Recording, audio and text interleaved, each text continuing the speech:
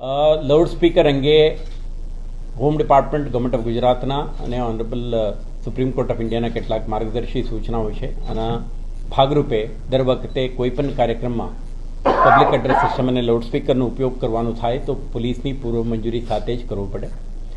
ગયા વર્ષે અને કેટલાક વર્ષોથી ચાલતા આ કાર્યક્રમમાં આખું ફોર્મેટ, આમાં કોણ કોણ પાર્ટિસિપેટ કરે છે, કઈ જગ્યાએ ડીજે મૂકવામાં આવતી હતી, આ તમામ વિગતો પોલીસ વિભાગ પાસે પણ છે, આયોજકો પાસે પણ છે.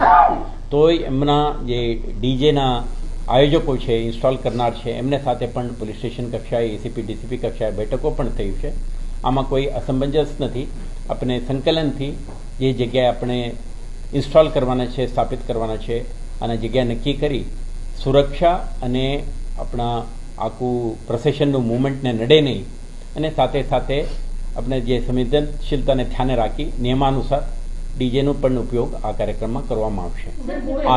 આ અંગે ઓલરેડી સ્ટેન્ડિંગ ઇન્સ્ટ્રક્શન્સ છે. Commercial area, residential area, industrial area આ બધા માટેના ડિસેબલ નિર્ધારિત જ છે.